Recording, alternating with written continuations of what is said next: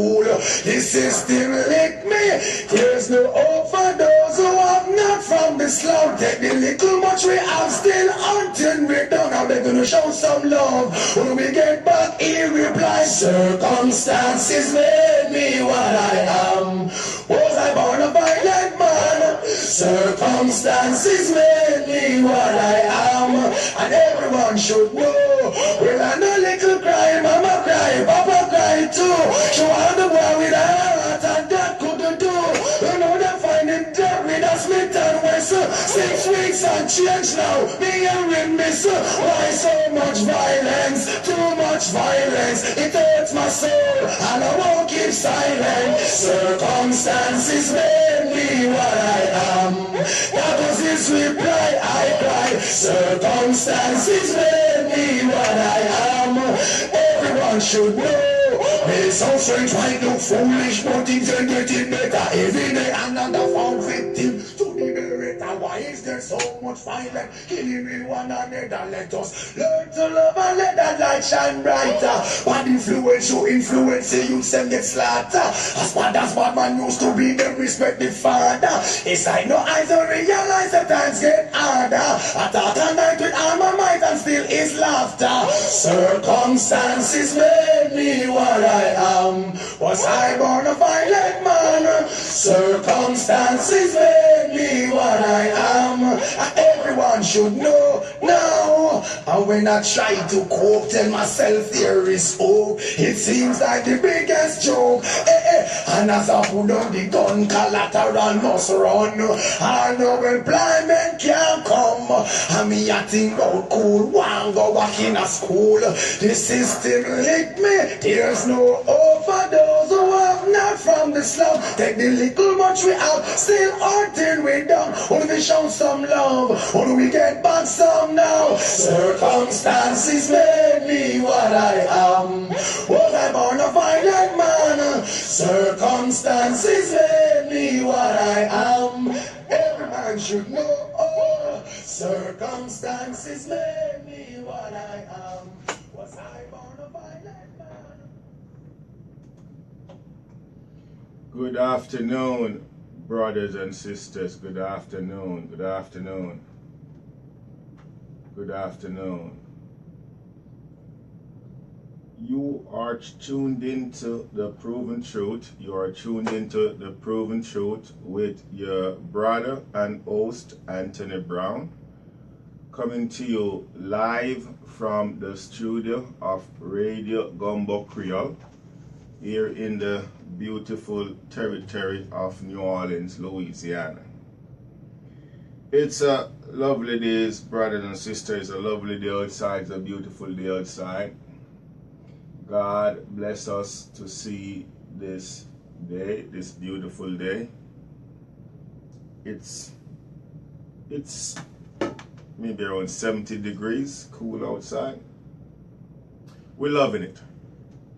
We love each day. We love and appreciate each day that we are above ground, that we are above 6'6".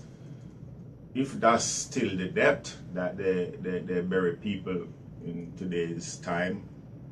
But we give God thanks for every day that we are above ground, that we are amongst the living, that we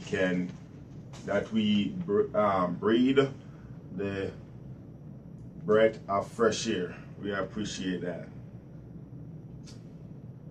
To participate in the show, the number is 504-303-8922. To listen to us, you can dial us at 712-432-7883. You can also check us out on the web at www.radiogumbocreole.net. We live stream this and every show on the Facebook. We live stream this and every show on the Facebook. You can check us out on the Facebook. You can participate on the Facebook by going to Anthony Brown for Assessor. Anthony Brown for Assessor 2017.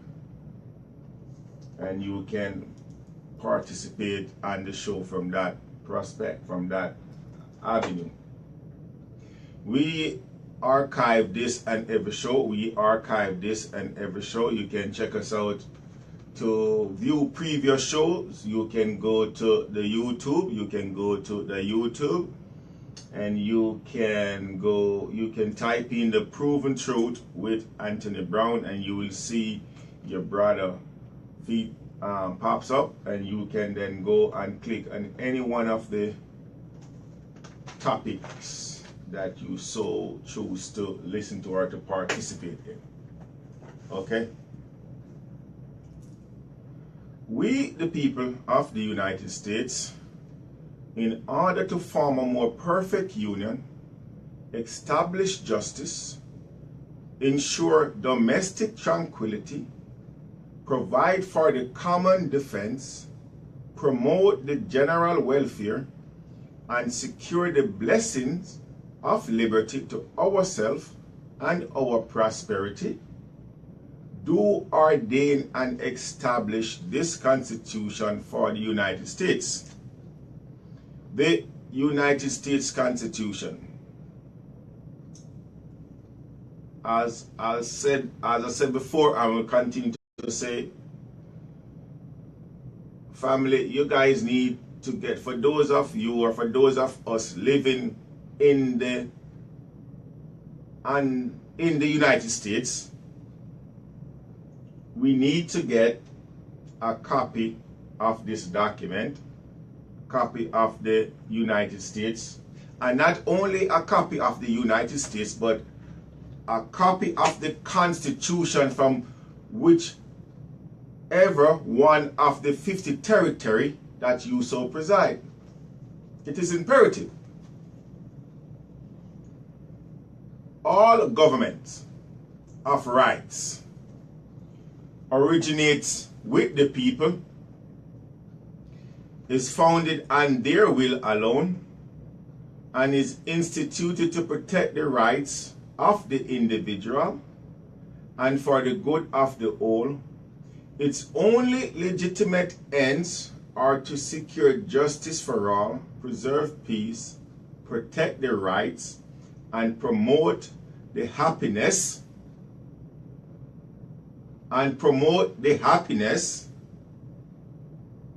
and general welfare of the people. The Louisiana Constitution, Article 1, Section 1. The origin and purpose of government. The origin and purpose of government. Now, family, we don't just read these documents at the beginning of our show because it's something that it's a part of the show, or it's something that it's a process by which we have to go by or abide by, or because it's not relevant. We read these documents because they are relevant, because we want not only government or those group of people who form that body, who we call government, to recognize and understand that these documents was created for a purpose. We also need our brothers and sisters out there, the average person, the person outside that entity that we call government, to recognize that you have a duty as one of the bosses of one of the electorates to all these public officials, these elected officials, these politicians accountable whenever they fail to uphold or abide by the oath of office.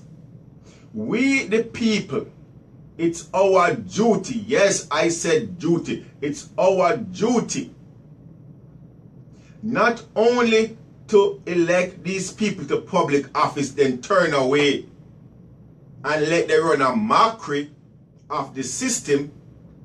It's our duty to be on the job while we put these people to work for us, it's our duty to conduct that check and balance. And as I said before on this show, from day one, it's not my intent, and I will never argue, curse, or criticize we the people or the masses at large. I will never do that. I won't do that. Away from the fact that I love you guys so much, I recognize the disease. I recognize the great divide. I recognize the miseducation of the masses. I recognize that. And for that purpose and those purpose only, I will never lash tongue or curse at my people.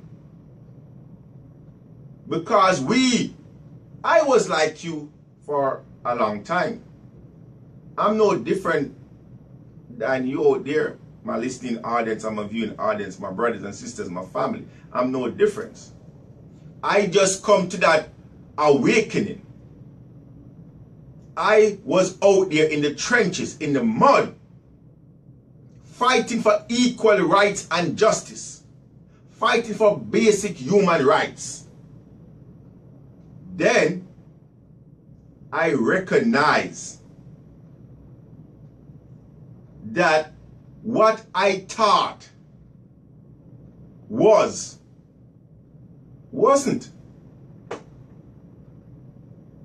And it was like an epiphany in my whole awakenness. And I know there's, for the vast majority of people is still in that sleep, in that mode of sleep, still living behind that curtain. Which pill you want to take? For those of you who watch the show The Matrix, there's a scene in The Matrix where look, one actor say to the next actor, look, you can take this pill right here and you can continue living your life the way you always been living your life. Or you can take this pill right here and you can see the truth. You will see what really is. You will recognize the illusion that you've been living in and participating for far so long. Choose. You choose which one of the pills you want to take. Now, brothers and sisters, that's the reason why we here on The Proven Truth we will listen, we will try to inform and hope that you come to the realization that what we are saying is factual. We will inform you, hoping that you will elevate yourself to a higher level of consciousness, to the point where you impose in your daily life critical thinking and independent approach. When you recognize, as we did, that the politicians, the elected officials, they know for a fact that we the people are asleep, not on the job, and don't take our responsibility as seriously as we should, they take that opportunity to do what they want to do. Why? We're not on the job. The premise is, it's the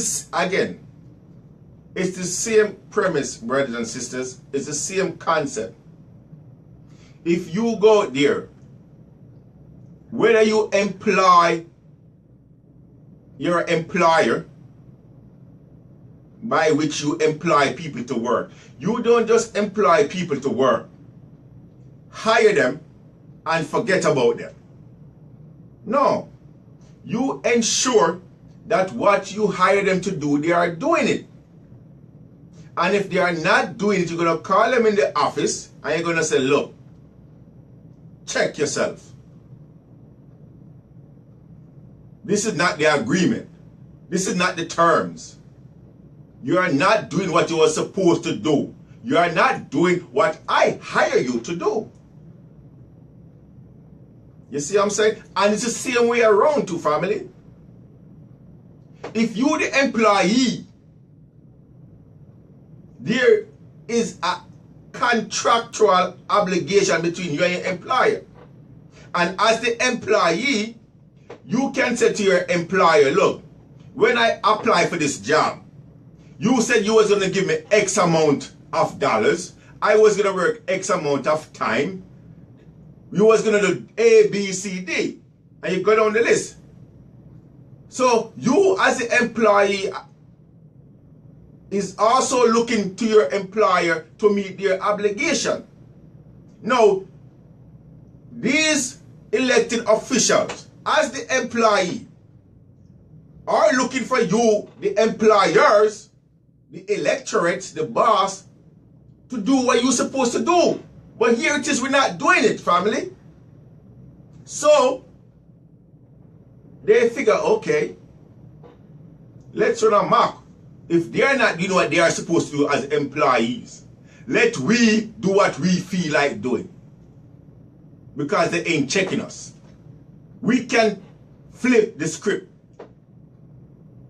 And believe me, when I tell you, brothers and sisters, these criminal actors here in the territory of Louisiana, these criminal actors here in the territory of New Orleans, they flip the script.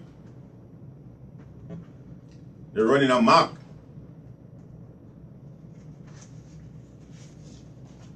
They did.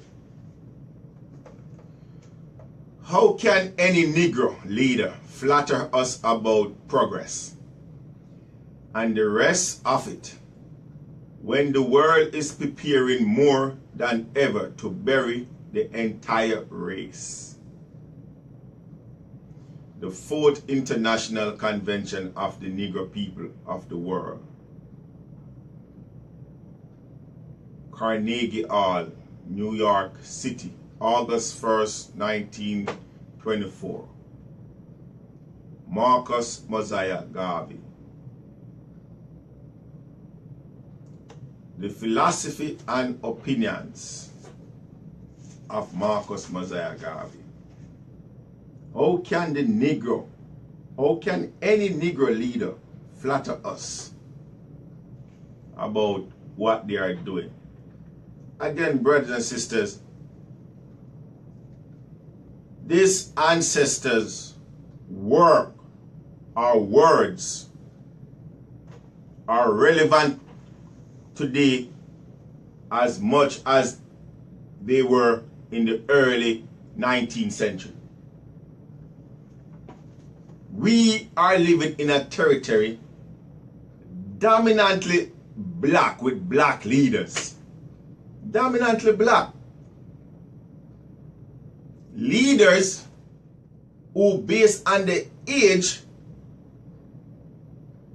went through a certain time period when equality wasn't what it was supposed to be.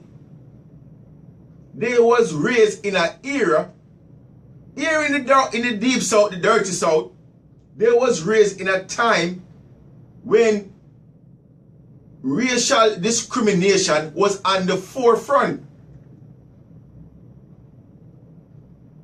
And if they didn't actually see it, their parents saw it and lived it, and a no, tell it to them. And here we have a group of black Negroes, or a group of Negroes, or a group of so-called black leaders here in the territory of New Orleans, Louisiana, who is now treating the black masses as if we are different races. What good it is to have black leaders when these so-called black leaders have no connection with the masses at large?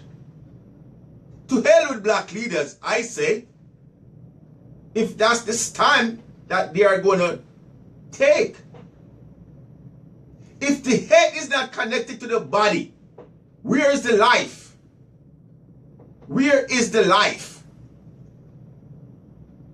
Should we be proud, tap ourselves on the back for black leaders, so-called black leaders, or black politicians? When black politicians care less about we the people?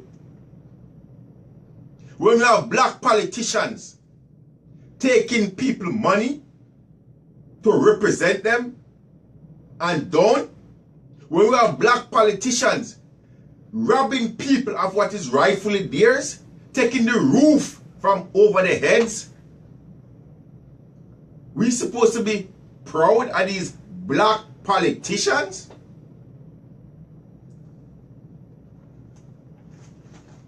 When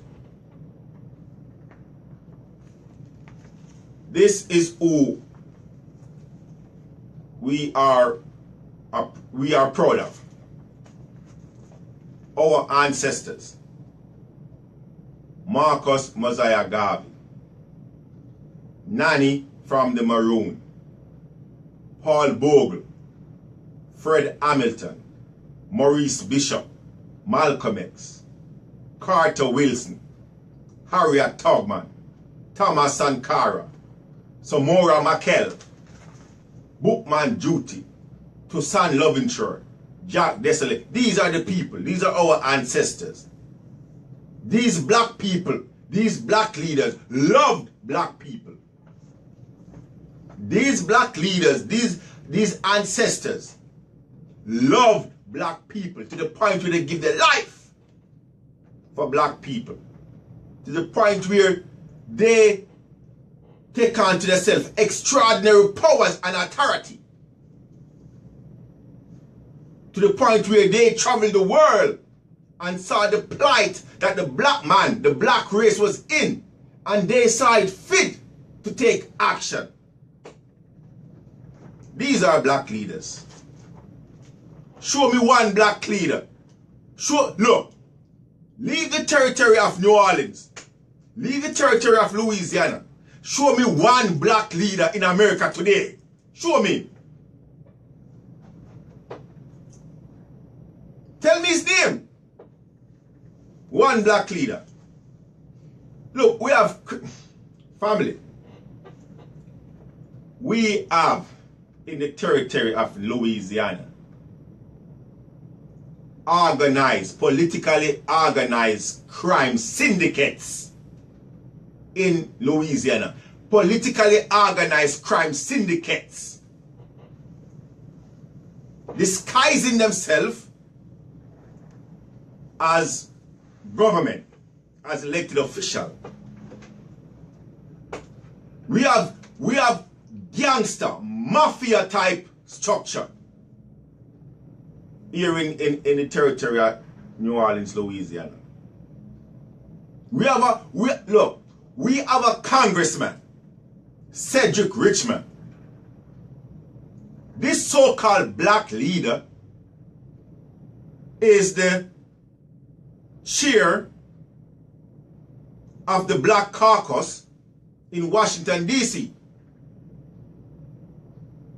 That's a prestigious title to be hold. And here it is that this so-called black leader ain't using his power and influence to elevate, to mobilize, to push forward the agenda of the black and poor people of New Orleans. He's using his power for a selfish and a personal nature, and using his power to regulate the structure that they create, that organized structure. There is not one local government election or statewide election that a Cedric Richmond ain't steering who is on the ballot. Him and his crony friends. He called a black leader. Black leader. Did any of you guys see the grandstanding? And that's what the grandstanding, the photo op by Cedric Richmond when President Donald Trump referred to countries like Haiti and Africa as shithole countries. He came out for a grandstand press conference. And look, I personally was impressed. I know what time of day it was. I wasn't impressed. And you got a few people out there, oh, well, yeah, no. Show me your deeds by your action. We ain't got no black leader, man. And for those of you who think that we have black leaders of today, or you can show me one black leader what we have out here right now who can mobilize the masses. Show me one person out there right now. Show me one person out there right now what can mobilize the black race or the black people of America to take any type of action, or can inspire them to the point where the thinking is reversed for the betterment of the individual and of the race. Show me, tell me. Look, I don't know all. I'm not Mr. Know All. I'm not saying that, you know, I know all the influential men and women out there. I'm the first to tell that's not the case. But I'm saying from my perspective, from my viewpoint, there is none. I can't see any. None. Look, I'm looking at this portrait, right? Look, we had the 44th president. Look, I didn't want to go so deep right now, so far out of the territorial way. But look, we had a president, the 44th president of the United States, Barack Hussein Obama, a so-called black man who don't identify as being black. He struggled with himself. He have a personal struggle within himself, which side he should identify himself with. No, the only similarity with look, Barack Hussein Obama and Mitch J. Landrieu, the mayor of New Orleans, have the same struggle within themselves. Barack Hussein Obama, so-called first black president of the United States, the worst president, in my opinion, the worst president this goddamn country ever see, Barack Obama, called himself a black man. Family, we're talking about, here we have the first black president of the United States. Okay?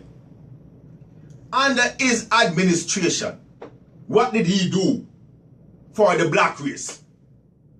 And for those of you critics out there, and small-minded people who talk about he couldn't have done it, because if he had done it or anything special for the black race, people would criticize him for being rich. So why didn't you criticize him when his first action was for the, white females? The first official document away from signing his oath of office. The other official document was to sign in the equal rights pay for single white females. Look, in and of itself, I'm not saying nothing is wrong with that. He championed the cause for the LGBT community. I'm not saying nothing is wrong with that. He championed the cause for the migrant community. I'm not saying nothing is wrong with that. He championed the cause for every other ethnic group or race out there. And you're going to tell me, if he had championed the cause for the black race, somebody would say something about that crap? Why would they? Why would they? The first black president? Here we are, the first black president of the United States. And during his time in office, we have more black men shot down in the streets. Where was the outcry from the first black president of the United States? Weak ass, punk ass, son of a bitch. Here we are, the first black president of the United States. And you're gonna go into Mother Africa and bomb Mother Africa? No, people, let me tell you something. Say what you want to say about me, no. But I tell you that we are black conscious here and the proven truth, not black ignorant. And a lot of people get emotionally tied up seeing a so-called black man in the White House. Emotionally tied up because he is a Democrat. Lot of us, I myself didn't know, full disclosure, about the Democratic Party and the hypocrisy and the fight that and the discrimination that they had against the black race. Why black people love the Democratic Party so much or vote for them is because black people or the poor people is getting welfare and social aid. That's what the Democratic Party use to control the minority race, our poor people. Yeah, we'll give you this, we'll give you that. That's what they did. I'm off topic, brothers and sisters. I'm off topic, but look, it's going where it's going. It's going where it's going. We're talking here about black leaders. People who call themselves black leaders. Show me one black leader in America right now. Show me one black leader in America right now. Show me one black person in America right now who can mobilize, who can inspire not only black people but a large group of people. But show me one black leader who can connect with the black race all over, not only in America, but all over the diaspora. Show me one black leader that can draw that amount of attention right now. We don't have such a person, man. There is not one among us who can draw that attention right now. There is not one among us who can draw that attention right now. Why? Because the love for self ain't there. The love for his brothers and sisters ain't there. Hey, look right here in New Orleans, Louisiana. We have a so-called black female. A black female as the Chief Justice of the Louisiana Supreme Court. A black female. Bernadette J. Johnson. She is the top dog when you come on to the judiciary here in the territory of Louisiana. She run things. Black female. What she do? What was her action or reaction when black community activists came to her through the judicial system, through the legal system, write our writs? What did she do when she recognized the fact that injustice was at hand? What did she do? She denied us the right to move forward or to be heard. She denied us when she recognized that the Constitution was being violated. What did she do? Did she take a stand? Did she say, let the case move forward? No. She recognized, or she sided with our crony friends in the lower court. They care about black people, but at the same time, and this is what I'm saying, family, this is where we the people, we the massive, ain't on the job. When she was up, when it was her time to become Chief Justice, when it was her time to become Chief Justice,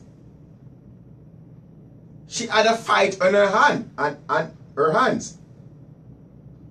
She, based on her tenure in the court or on the bench, it was her turn to be nominated or to be elected, to be appointed Chief Justice.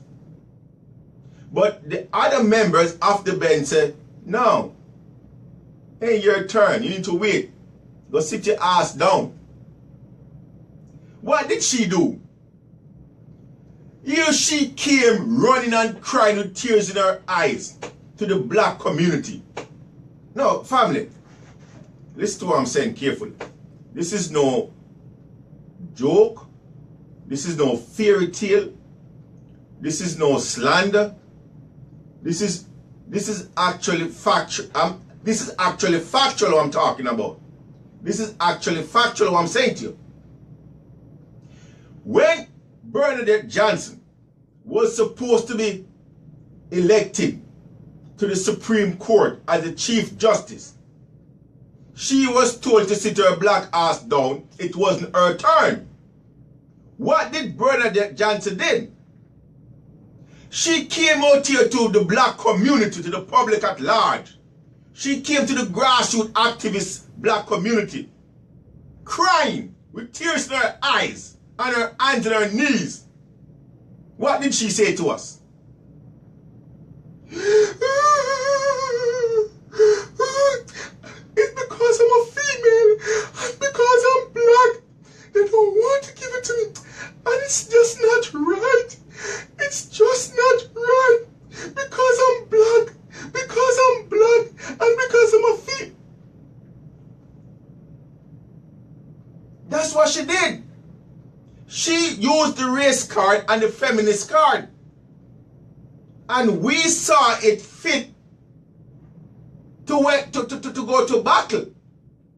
We, the community, saw it fit to stomp on her behalf. We're talking about black, so-called black leaders here in Louisiana, family. Look, I'm going to finish this hour talking about black, so-called black leaders. I'm making a point here. So here we have this so-called black female. Look, we're talking about people at the pinnacle of authority. First we talk about Cedric Richmond, United States Senator, who have a title of he is the chairperson of the Black Caucus. What the hell Cedric Richmond do as the chairperson of the Black Caucus? You see? They're using these criminals, man. They're using the ethnic background. They are using the ethnic background to further their own political agenda and their own political career. So-called black leaders. Here we have Cedric Richmond. Here we have Cedric Richmond. Let's go to the phone for a second, family. Let's go to the phone. The Proven Truth. Hello?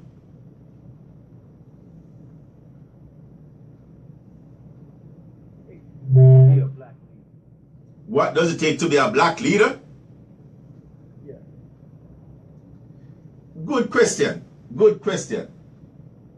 Look, in my opinion, for one to be a black leader, first one must love self and one must love the black community. You must have love for your brothers and sisters out there, not only in North America, but all through the diaspora. You must have love for the black man, for the black woman.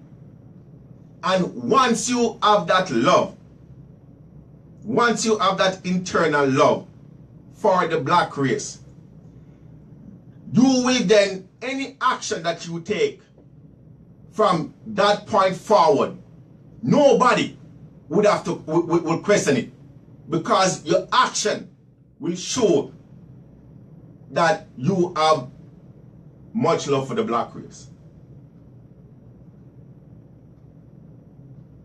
Did that answer your question? Yeah, well, love, they have to have love for the community, love for the people. My question is love?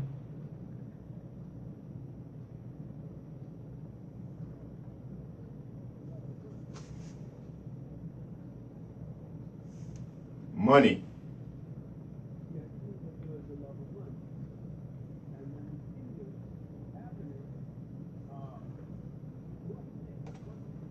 Is happening. Black leaders selling out for money, and their mind is no longer on the community, but it seems like it's a paper trail that's taken. Come on, man. Look, I hear you, and I think you're right. I think you're right. And as I was just making a reference a while ago, I don't know how much of the show you was listening to, but as I was making a reference a while ago, is that we will have black candidates or black people who come to us or try to vie for public office, and they will speak to us in such a way that we will embrace them. And when they find themselves elected to public office, they then tend to form this clique within whatever branch of government that they so choose to serve in. And the clique is so that they can elevate themselves financially.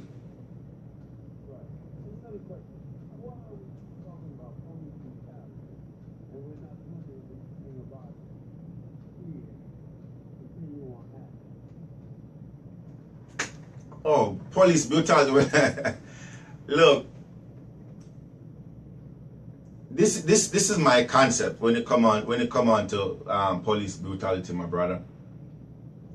When we understand the fact that it was in the early 1800s we institute this police state, or this police, so-called, what we call police force here in North America.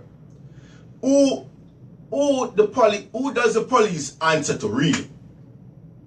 Which person or entity does any police department answer to? Does the police department answer to we the people? No, it's misinformation, my brother.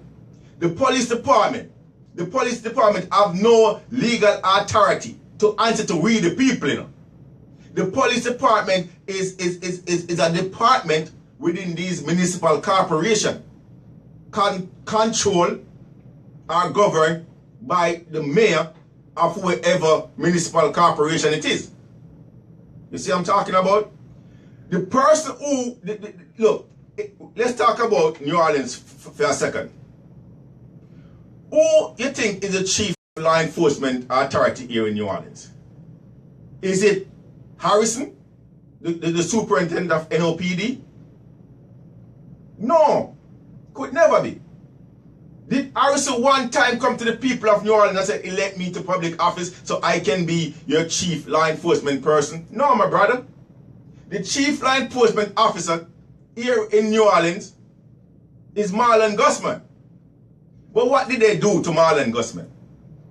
They kicked Marlon Gusman to the side, have him take on a servitude type of portfolio, running the prison, the jail, right? And then they give that legal authority to the NOPD. No, the NOPD have no constitutional authority to do certain things, right? Or to even take your civil rights into any account. And it's factual. Look, brother, we can show you, we can cite what we call case laws from the U.S. Supreme Courts. Many different case laws we can cite. There was one case one time where this lady was in her apartment, right? Listen to this carefully. There's people out there think that police officers are really law enforcement officers are really have an obligation to secure you. Go ahead, my brother.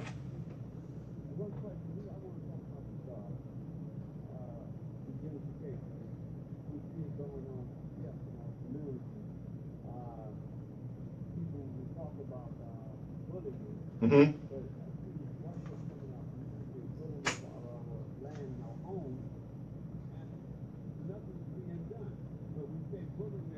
Bullying is a crime. Right. So I can understand that. Right. Hello? Yes. I'm here. Hello? Yeah. Can you hear me? Yeah, you hear me? Yeah, I'm here. I'm having a little technical difficulty with my system. However, I can hear you. Yeah. Look, that's something that we speak about here. That's something we speak about here on a daily basis. Okay. They choose to call it gentrification. That's what they choose to call it. We choose to call it theft. That's what we choose to call it. And that's what it is. What's gentrification? What does gentrification mean? Ask yourself that question. What does gentrification mean? The process by which they ascribe or they take onto themselves these properties. Was it a legal process? Or was it with willing participation of all the parties in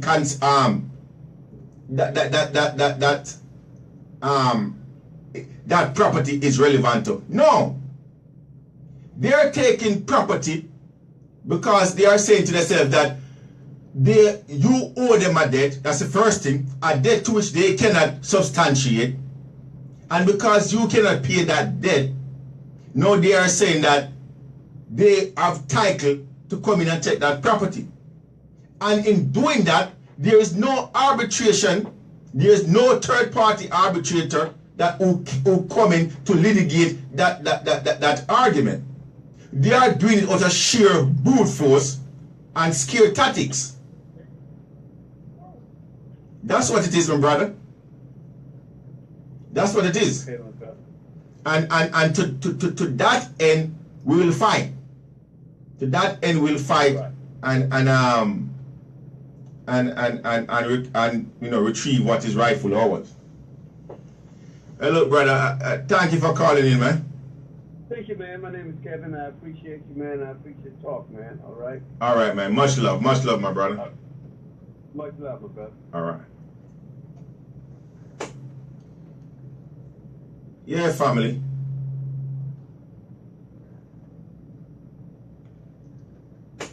Look, there is many issues out there. There is many issues out there that we can tackle on a day-to-day basis. There is many issues out there that we can tackle on a day-to-day basis that directly affects us. That directly affects us, right? But this is what I'm saying. This is what I'm saying. When we have so-called black leaders, when we have so-called black leaders here who the connection between them and us is as wide as the East is from the West, what good are these black leaders to us? What good? Look, here we have Bernadette Johnson, the Chief Justice. And what we're going to do, we're going to play a soundbite from Bernadette Johnson. I want you to listen to what she's saying carefully. And then we're going to talk about it. And not only that, I want you to recognize or listen to who she's speaking to. The group of people who she's speaking to.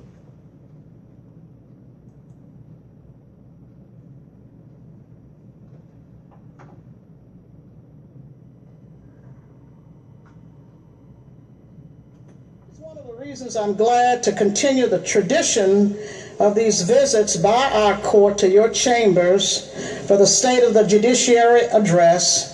And I thank you for welcoming us here this afternoon.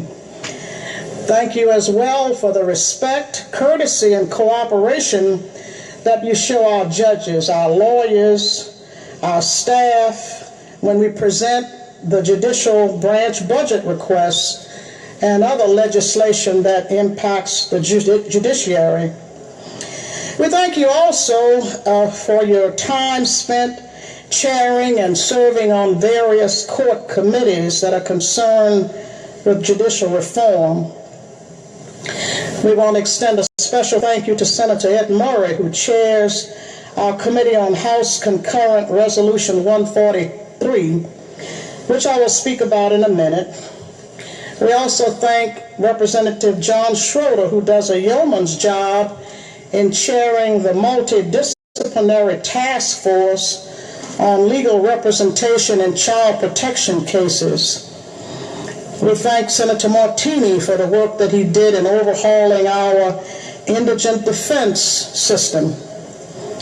I believe the mutual respect of our two branches is based upon a recognition that the legislature and the judiciary are two separate but equal branches of government.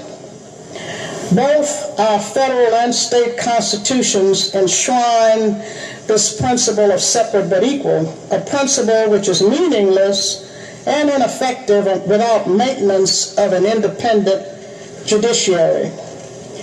Although judges in this state are elected, our allegiance is to the Louisiana Constitution and to the rule of law. It is the duty and the responsibility of each judge in this state to apply the Constitution and laws to the facts that are presented without fear or favor. A judge cannot be partisan, despite which way political winds may be blowing. Our independent judiciary is a hallmark of our democracy, and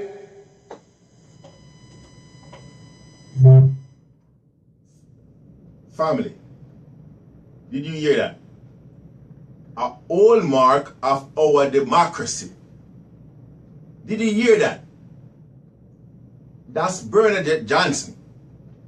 She is doing her State of the Judiciary address to the Louisiana legislators. She is saying to this body, another branch of government, that the Constitution,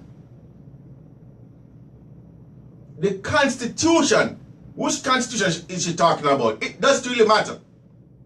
The Louisiana Constitution. And it doesn't matter which way the political wind is blowing, that the judge or every judge in Louisiana supposed to honor and hold this document as the supreme authority when it comes down to law.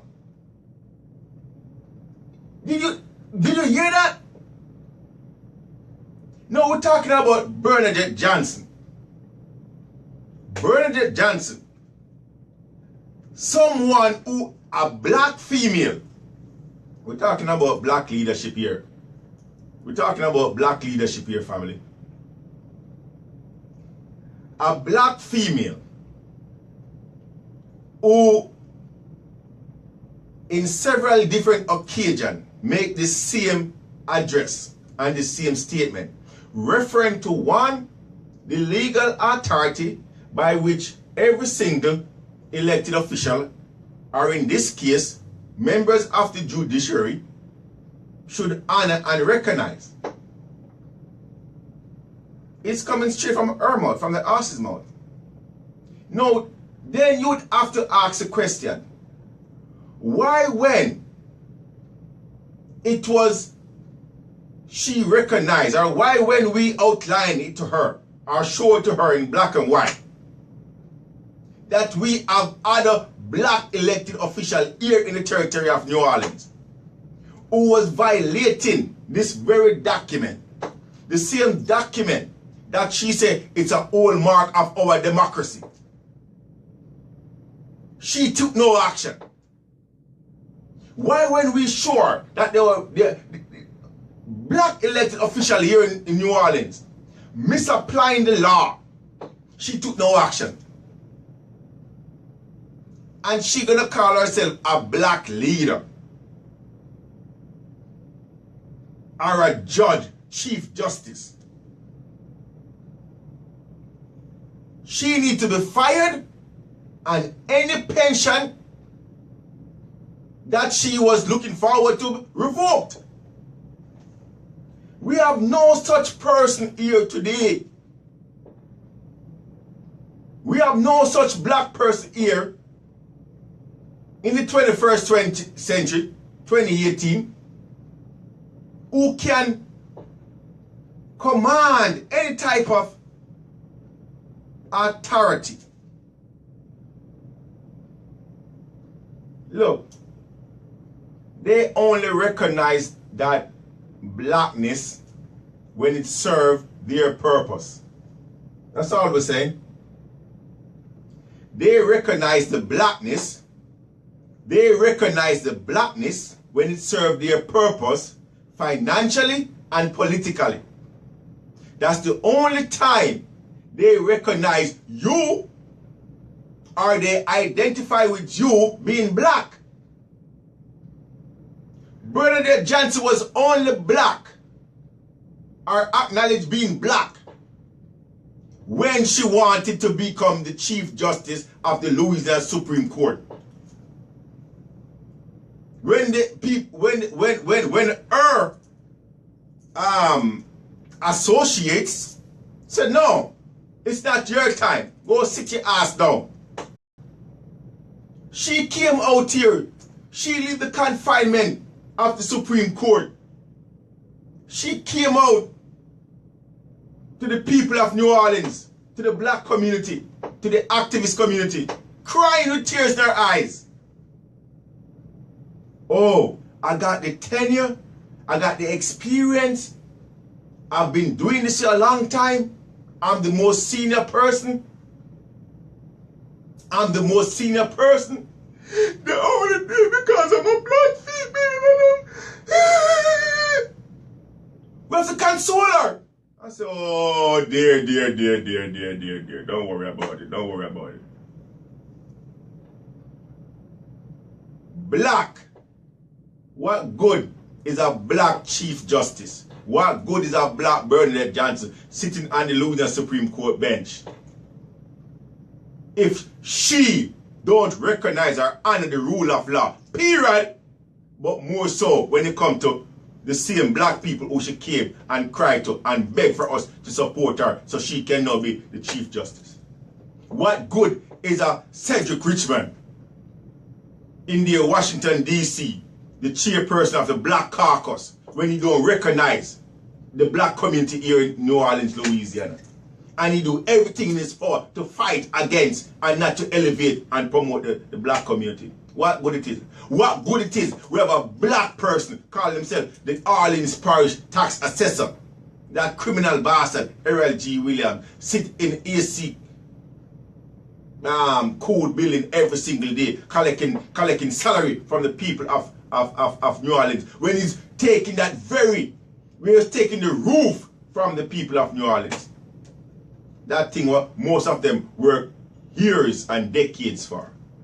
You talk about black. Look, we don't give a rat's ass about these so-called Negro leaders of today.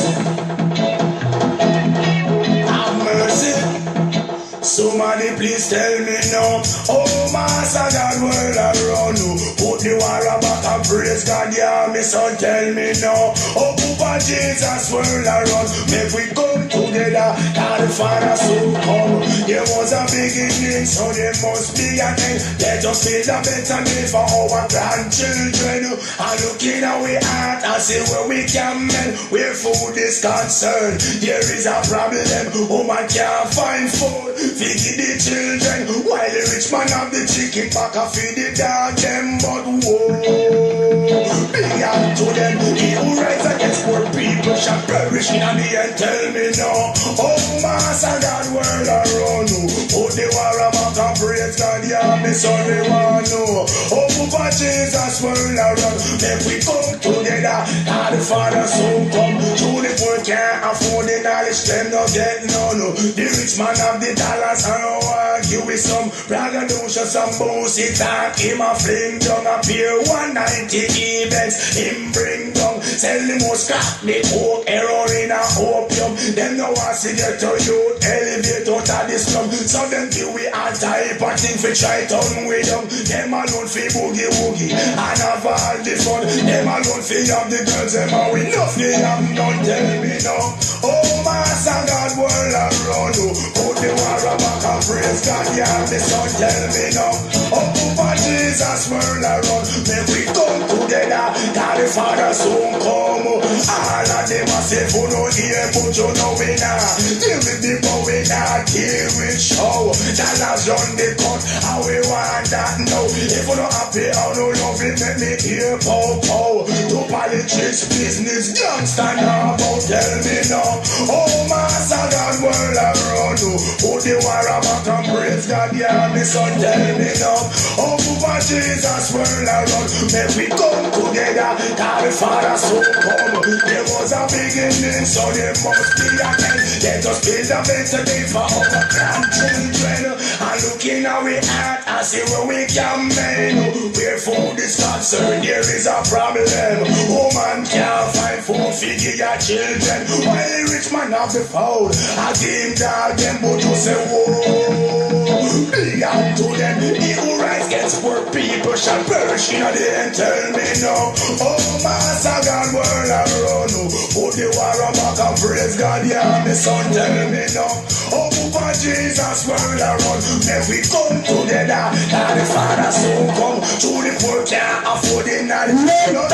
Anthony! Have the money and no argue with some brother don't show some bouncy talk. Him a fling down up here 190 events. Him bring down, sell the most crack, the coke, heroin and opium. Them no want to get to you when you get out of the slum. So them really all type of thing for try turn with them. Them alone fi boogie woogie and have all the fun. Them alone fi have the girls, them and we nothing have none. Tell me now, oh Master God world around you, put the war back and praise God, yeah, me son tell me now. Oh Papa Jesus world around, make we come together. God the Father soon come. And the massive who them out to know fi hear, but you know we not. Deal with but we not deal with show. That has run the gun.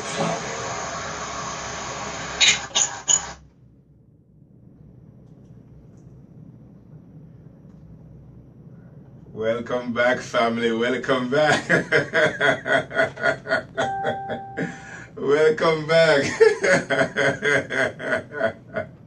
Welcome back, family. Welcome back. Hey, how you doing? How you doing, Rebecca?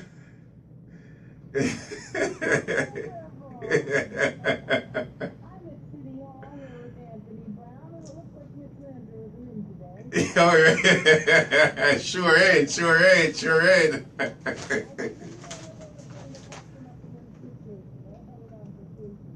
Oh yeah. What's going on? What you have on the agenda? I am waiting for Mr. Corey to come out of City Hall, and here he comes right now. Okay. And then we're heading over to the Bell Art Space, the former Ursuline Nun Convent. Oh, no, that's not him. Look at that. I thought he aged like 50 years in there. That'll happen to you trying to get stuff done in there. Okay. That's not him. That's an old man. Just kidding. He's not old. How's it going, Mr. Anthony?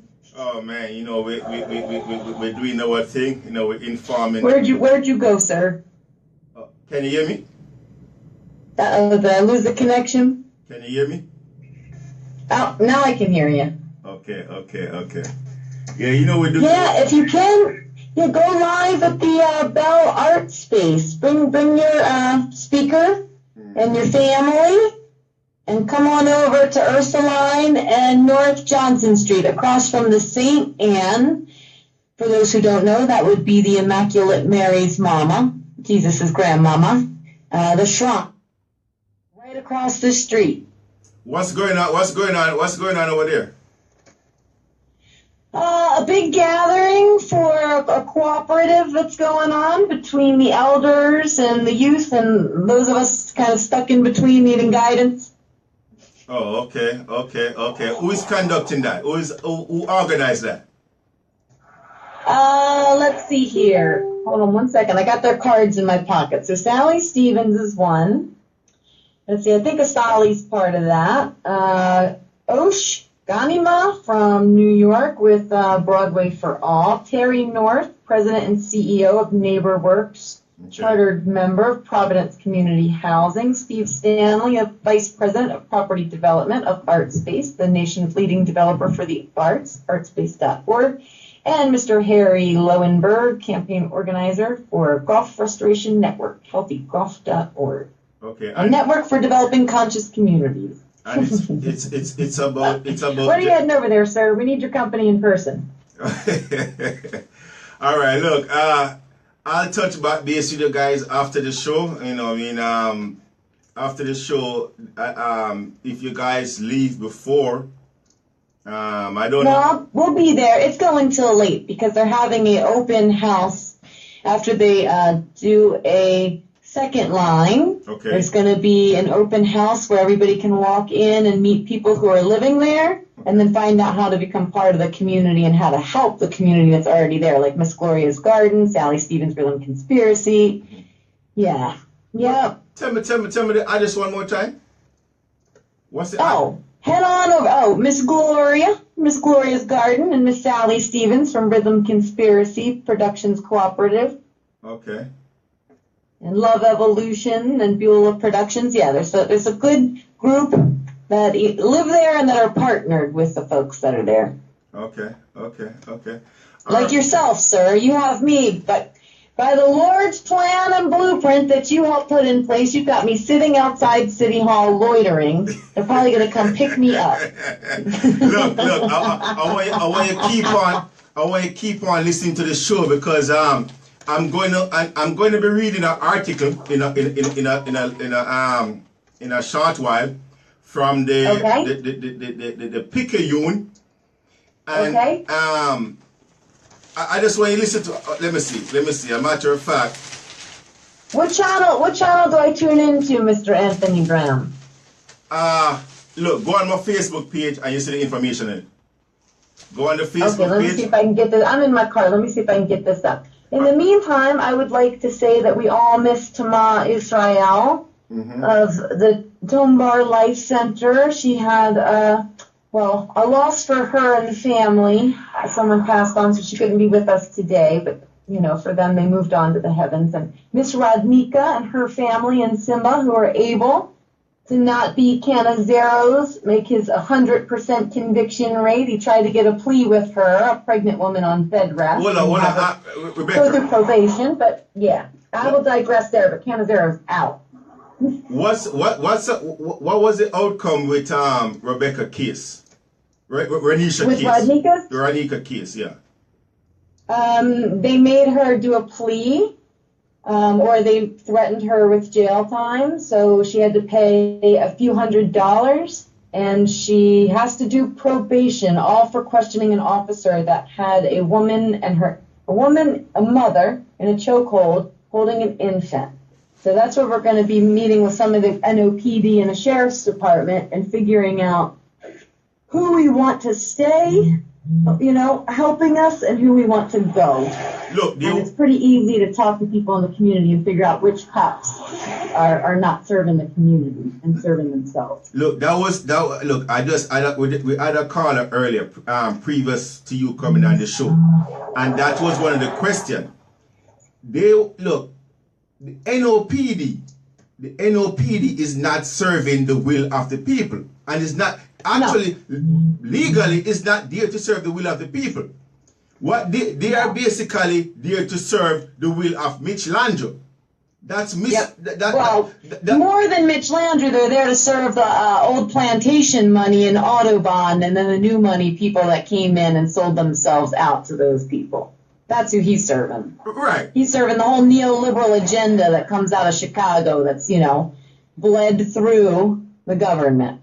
Okay. The people like Dennis Kucinich and people like Bernie Sanders, and their family gets threatened to be out of this, this conscious community in government that we would like to see help us.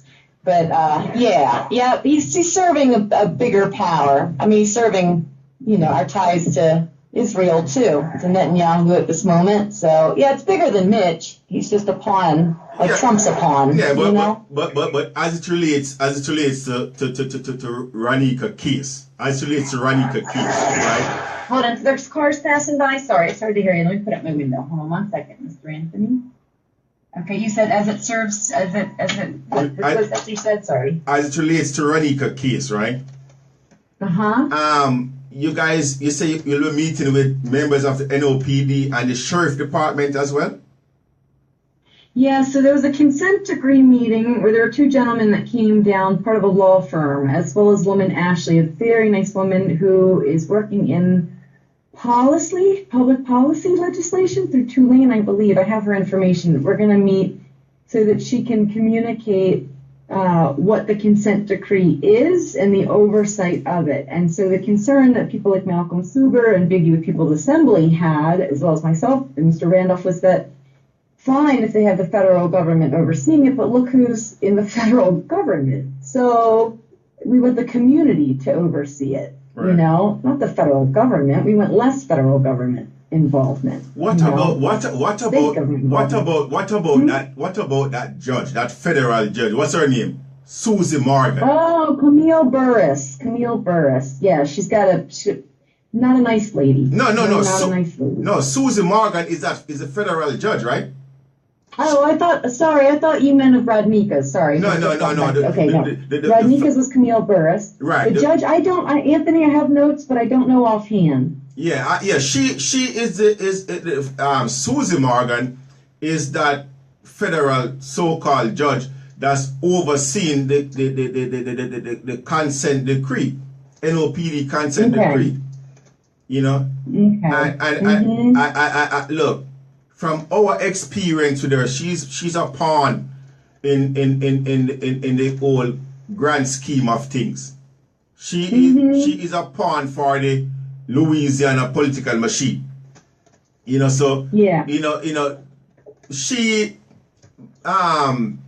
the authority to oversee or to regulate the consent decree. I think it's a farce. I think it's a joke, to be honest with you. Right, and it's not hard to hit the pavement and communicate with people in the city. They come to the People's Assembly office, on Wednesdays at 6:30. At Claiborne across from Manchus on Esplanade and the Treme. Right. And bring their concerns, pull a resource book together for the community. And what I would think would be a good idea, which they've already started, is to have a database. So a database not only of with the police and issues that people have had with politicians, police who have, whatever have you, but extend beyond that with moving forward is who do we want to stay? And I'm not from here, so if I'm welcome, I'm welcome. If not, I've got to move on, Right. But the point is to find people's skills, to find people's needs and match people together so that we're supported here. And Hello? used to take care of Department Alley, and her son's from Guatemala, has a lot of needs, we ignore the international policy that's put in place. We put dictators in place, the neoliberal agenda, and she got fired. She needed to care full time for this young man, and she got fired by the sheriff's department because they keep changing all these rules. And I think they fired her because she's a lesbian personally. I mean, I think they're pretty bigoted out there in the outside the city of New Orleans, but I digress. So, yeah, I'm sure I can sit with her too, Miss Rose, and find out what's going on in the sheriff's department as well.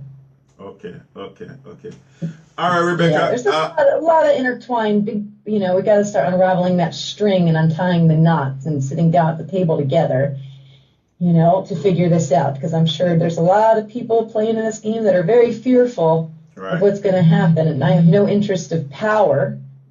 Personally, I can speak of that. It's got to be a cooperative thing, but the people who have been watching everybody and intentionally putting in place people suffering, they're going to have to pay, they're going to have to cooperate for sure. And I will digress there. Amen, Anthony Brown. Where is Mr. Corey? He is tied up in there. All right, look, it was fun talking to you. We'll touch base later. We'll see how late that function continues, and then we'll touch base afterwards. Oh, hallelujah. Can't wait to see you and your family, Mr. Anthony Brown. All right. Thank you, Rebecca. Later. Thank you, sir. Bye. Bye.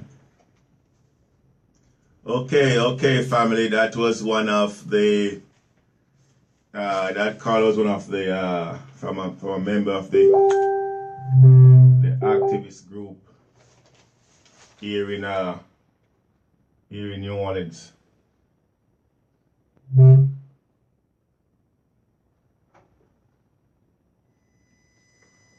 Okay. Look, there is something that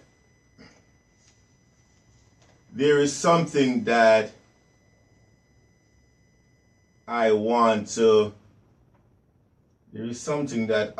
to read to you guys real quick. There's something that I want to read to you guys real quick. Here we have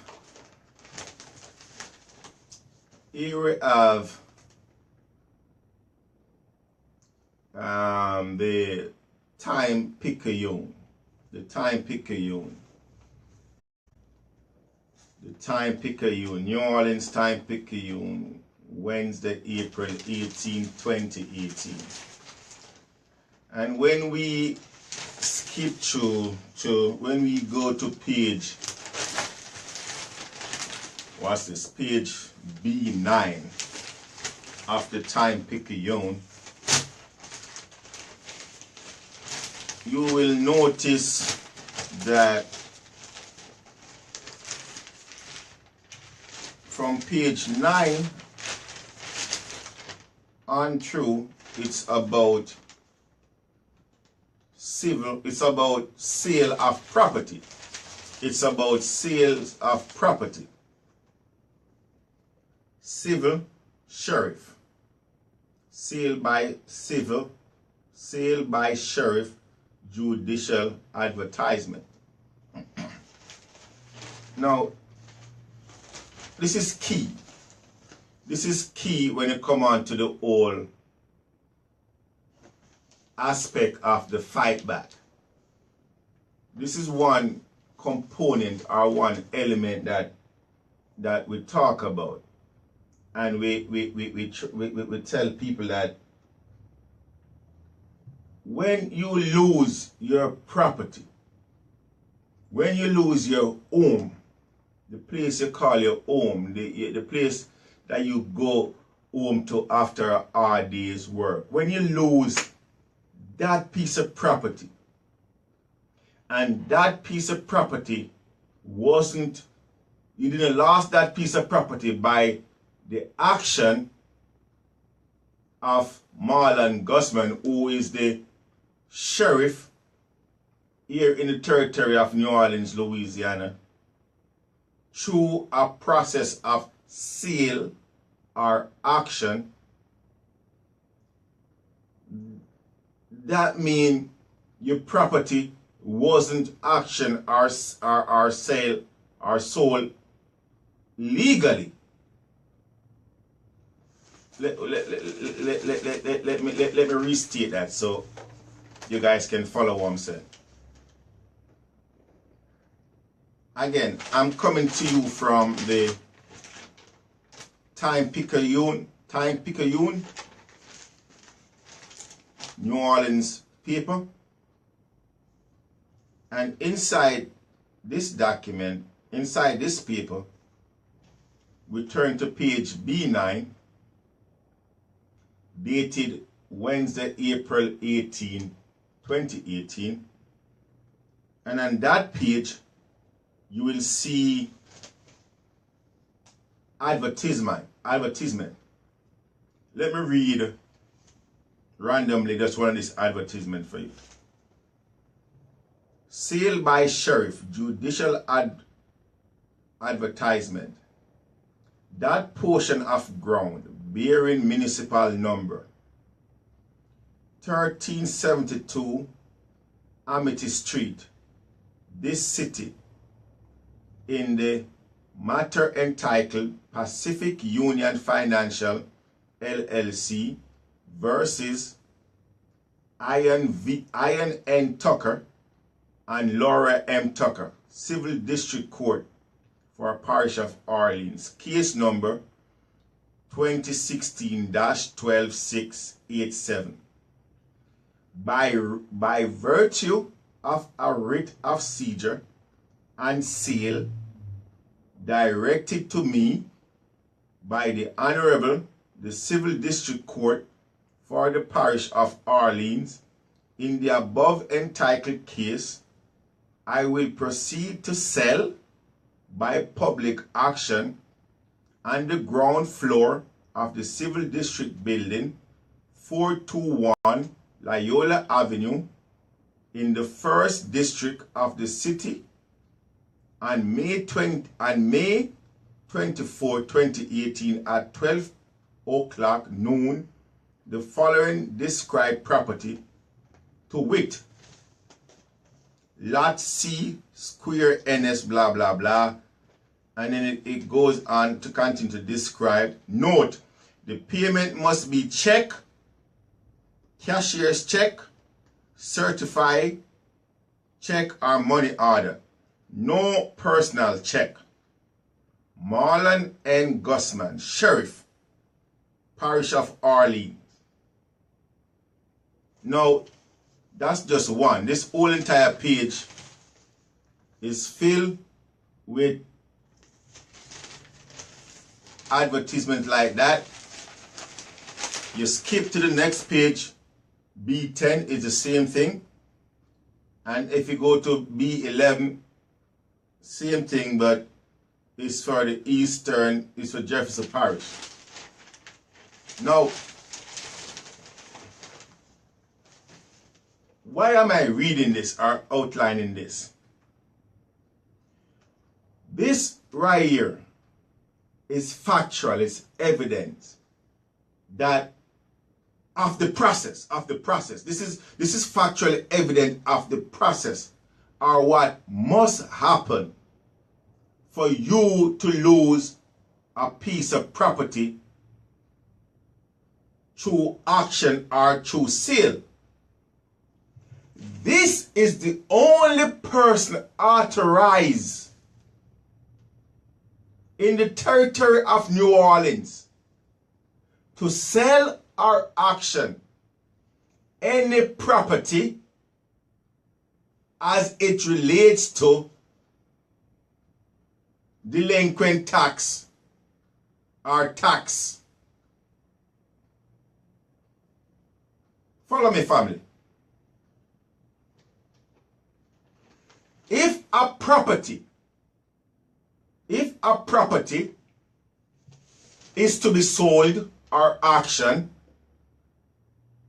and that property follows the legal challenge or follows the legal process, then the person with the authority to sell that property is the duly elected sheriff, in this case, in this territory, Marlon Gusman. Am I making any sense here?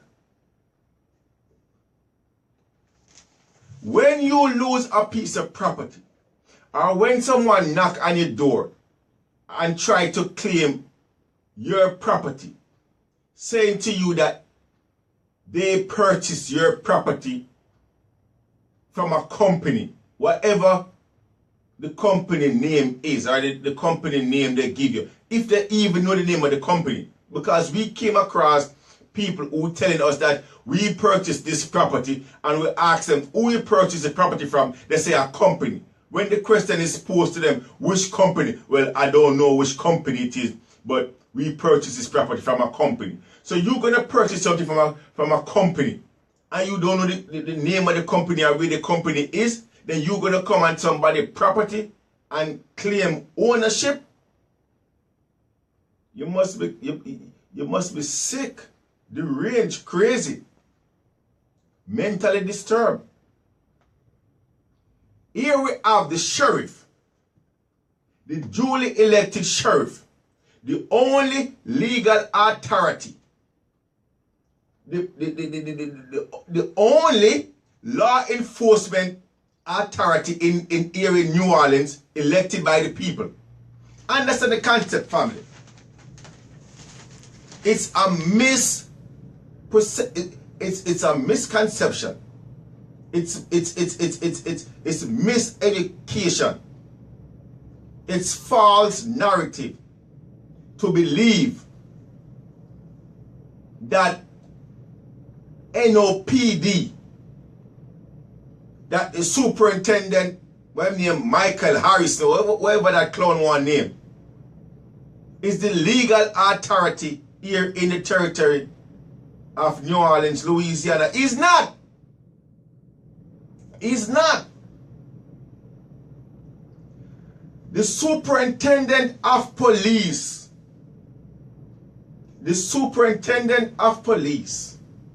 for the city of New Orleans is as what the title is. The superintendent, NOPD, the department. What was the first word? Department. It's a department. Department where? Within the municipal corporation. Within what? Within this document right here. The Home Rule Charter of the city of New Orleans. Go get yourself a copy of the Home Rule Charter of any municipal corporation. It don't have to be the municipal corporation of the city of New Orleans. And open that document and flip through that document. You will first see the structure. Family, look, for years, for decades, you have been bamboozled. You have been taught to believe fiction, what is not true. And you take it upon yourself and perpetrate that false doctrine. Get yourself a copy of any Home Rule Charter. Go through that Home Rule Charter. And in the case of New Orleans, you will come across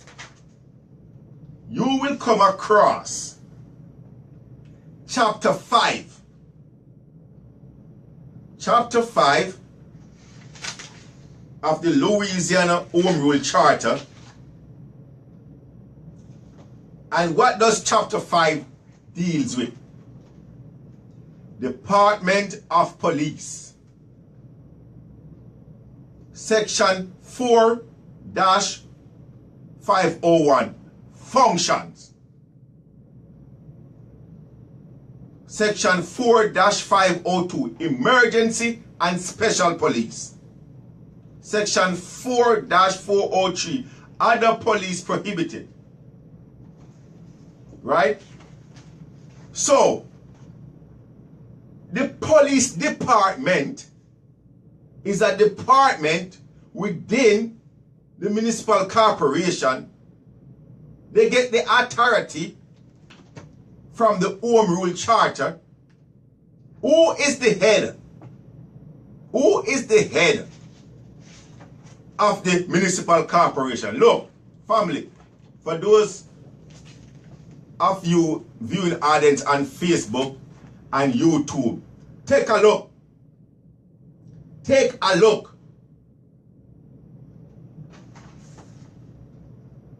Mitch J. Lanjo, Mayor. He is the head honcho.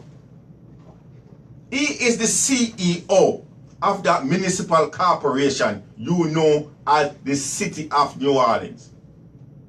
Mitch J. Lanjo, he is the CEO of that municipal corporation. When you go over, you will then see the department, chapter 5, talk about the department. And it tell you about its functionality.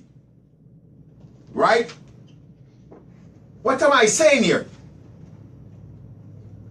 How can the NOPD have the legal authority to govern the masses or the people of New Orleans? Where does authority come from? Who does NOPD work for? Who does NOPD answer to? That crooked bastard, Mitch J. Lanjo. Mitch J. Lanjo, that's the boss.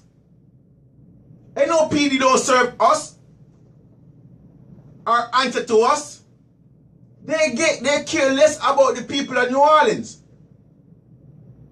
NOPD, the structure, if you look into their manual, because NOPD have a manual in and of itself of a manual, but the superintendent answer to Mitch J. Lanjo.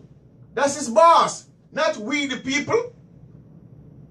Not we the people. Right now the superintendent, Harrison, is walking around with his tail between his legs, trying to jump up support from the regular people. He was in Justice on Guyana a few weeks ago, and other places all over the place, trying to jump up support. Certain media outlets talking about he's well liked. Well liked by who? Not by God and me. Tell you that much. He's well liked, trying now to kiss the ass of Latoya so he can continue to put food on his table. He don't give a rat's ass about nobody else. Who they care about? Who NOPD care about? Him care about the municipal corporation. Him care about other members of other departments within the Home Rule Charter. The only law enforcement authority that we have here in New Orleans is Marlon Guzman. He's the duly elected law enforcement officer for the people of New Orleans. The sheriff answer to us, we the people. The sheriff answer to us, we the people. But what did they do? You see, family, you have to understand the whole functionality of the system, of the game. And when you understand and recognize what's going on, then at that point you can put 2 and 2 together and say, oh, shitty. That is the reason why ABC or things happen the way they happen. Because you out here thinking that, well, NOPD, protect and serve who? Protect and serve who?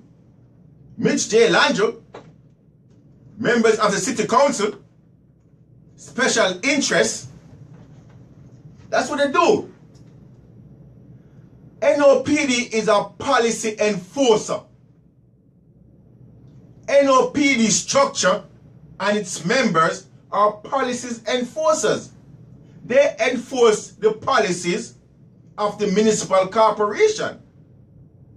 They enforce the policies of the municipal corporation.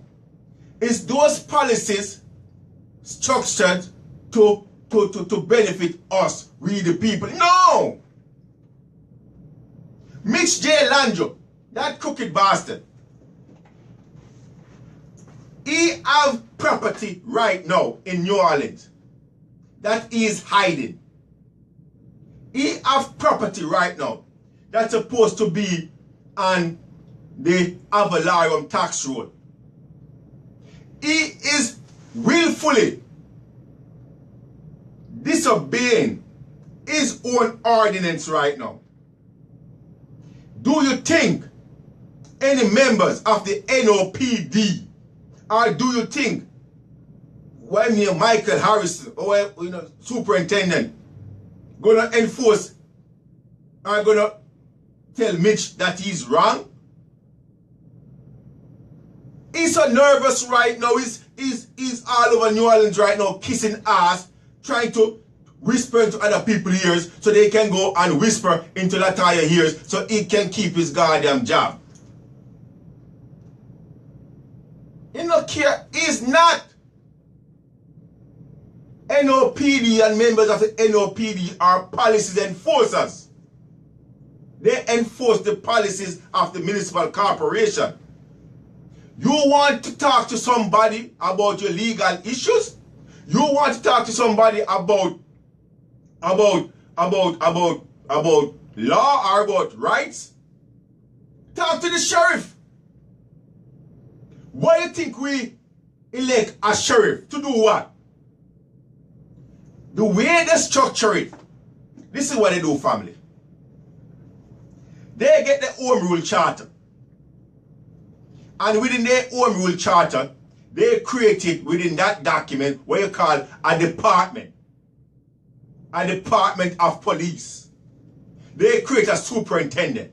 And they superimpose some fictitious authority what nobody give them and to the public. But nobody said nothing, nobody keep them ass quiet. When you go and you show these clowns and you ask them, look, where you get your authority to come and try to enforce or try to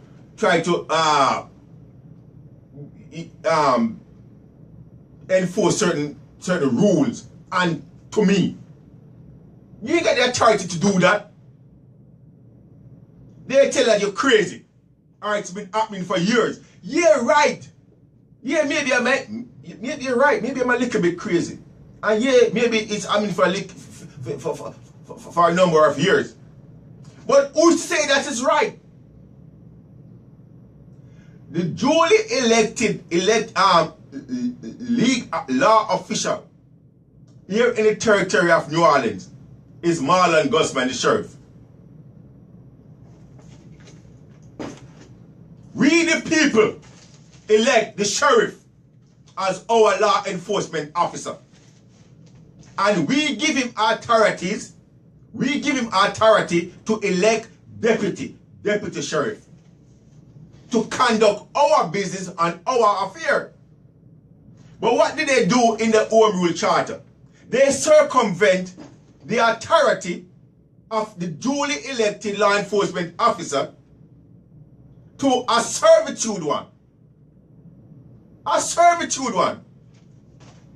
They say to this guy, our law enforcement officer, look,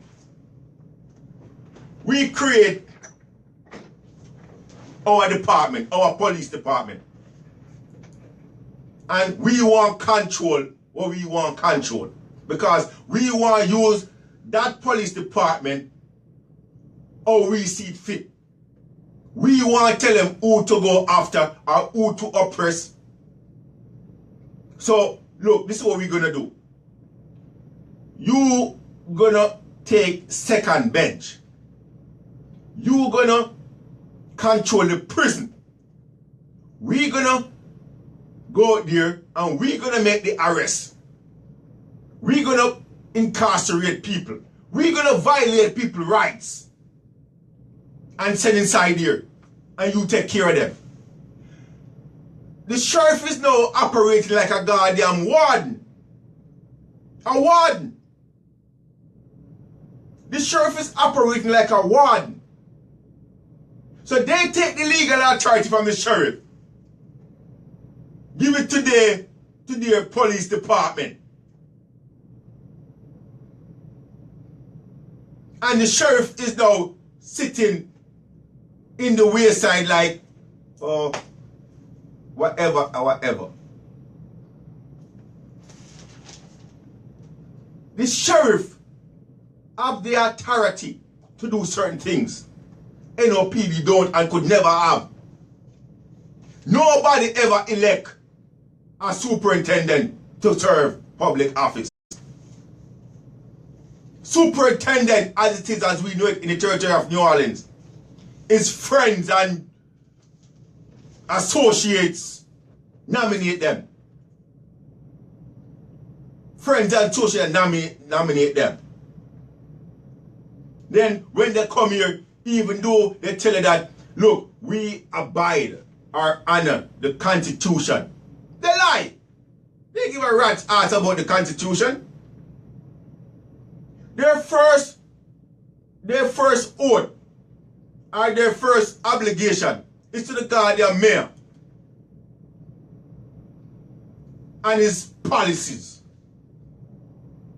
That's what they do. They care about we the people. You think Michael Harrison care about the people in New Orleans?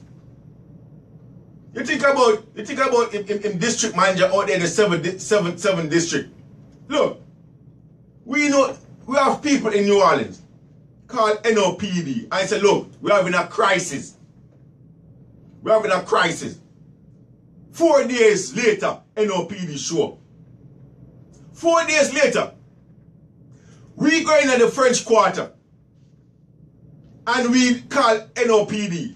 And within 3 minutes, a matter of fact, less than 3 minutes, NOPD was there. Why? It's in the French Quarter. And they can't afford to have anything going on in the French Quarter that's going to disturb the flow of the income.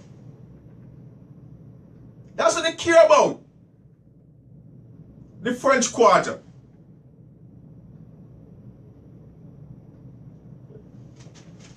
Here we have the sheriff. Here we have the sheriff selling property. And that's the reason, family. When we call the sheriff and we ask to speak with the sheriff, he's always ready and available to talk to us. He's always available. Or when he's not available, he returns the call. I'm testifying. Because he recognized that he's a public servant and he's here to serve us. We the people.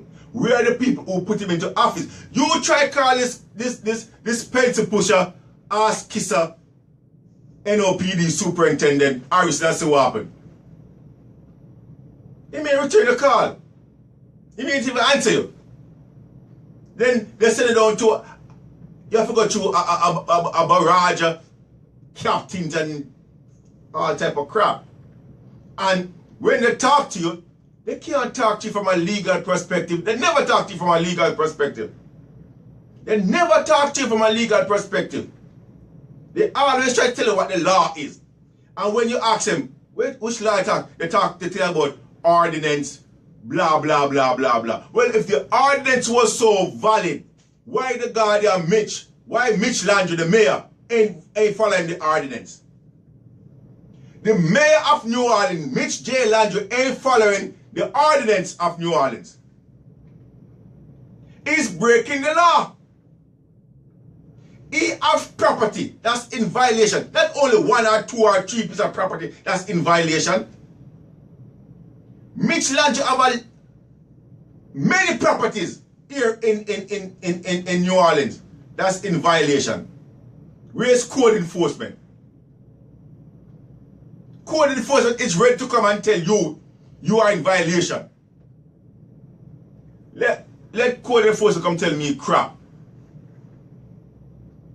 Mitch Landry, the mayor, is the mayor.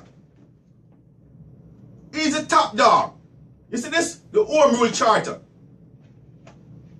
He's the CEO for that municipal corporation. You see the double standard? I think I'm straight a little bit now. I was making a point earlier with this advertisement right here.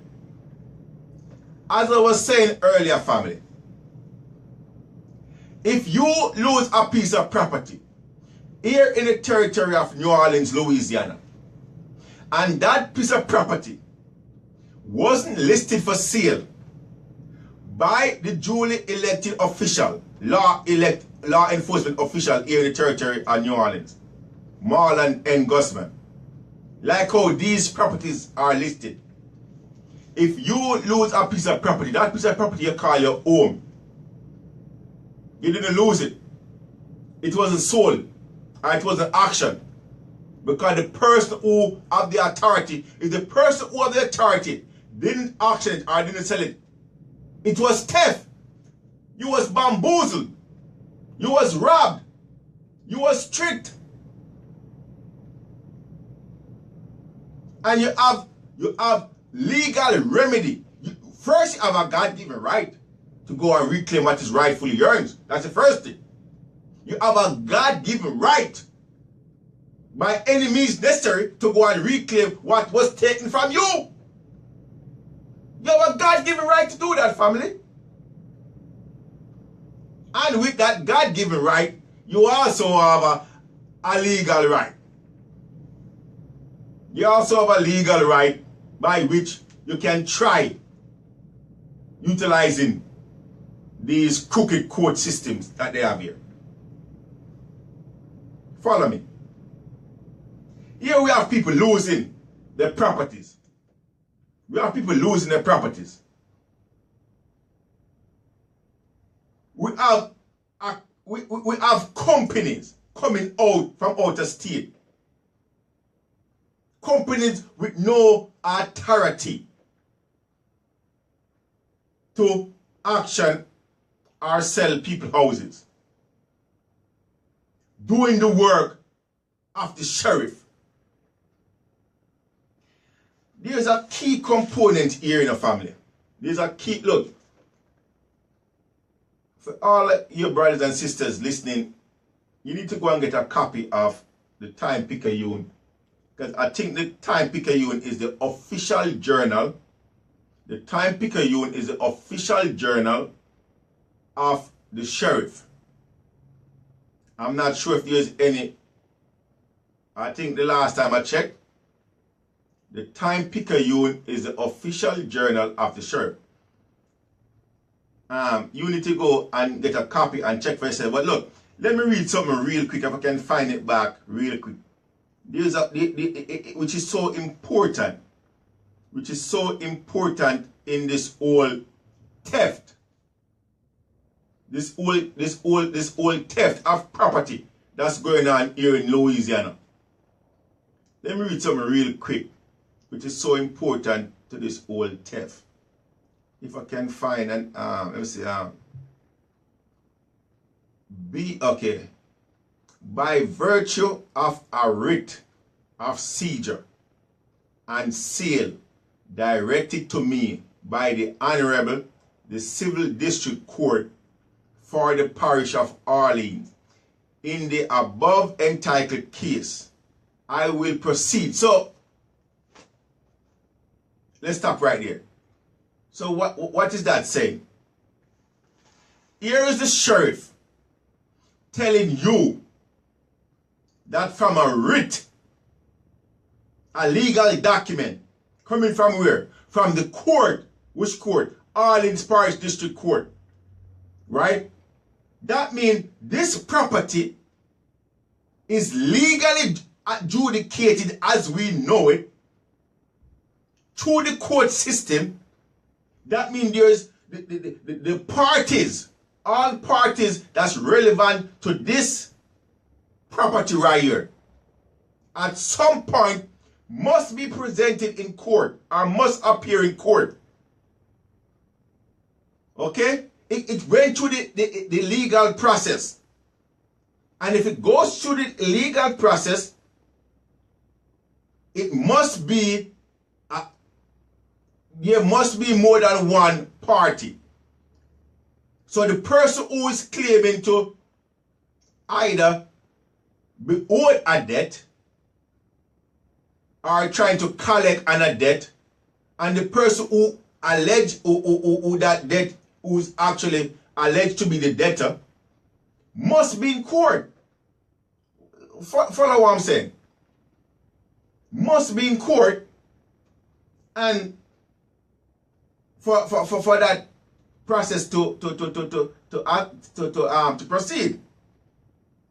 And after that whole legal battle, after that whole legal process is done, then, and is concluded, then here we have our duly elected law enforcement official, Marlon L. Guzman, our sheriff, not nobody from the goddamn NOPD, the police department, serving the mayor. Here we have our duly elected law enforcement. Look, we are law-abiding people, and I say that day in, day out. We love law enforcement. We endorse legal authorities, right? Here we have our sheriff is saying that, look, this piece of property right here went through the judicial process, right? And I received documents from the courts. Now, with the authority that's invested with me, I'm putting this piece of property up for sale or auction. He's the only person who can do that, family. He's the only person who can do that. Now, when you have a company, call them Acorn Information System LLC or Civic Source, gonna come and tell you that they're selling your property or they're auctioning your property, you need to slap them left. Man, look. You need to get the hell off of your phone. We didn't get that authority to sell or auction nobody property. They can go in the private sector and do that. Understand this. They can go in the private sector and regulate or transact any business as it relates to real estate or auction of property or sale as they want to. They have a God-given right to. But what they are doing here, they are bamboo. They are robbing you. They are lying to you. Family, again, time is against us.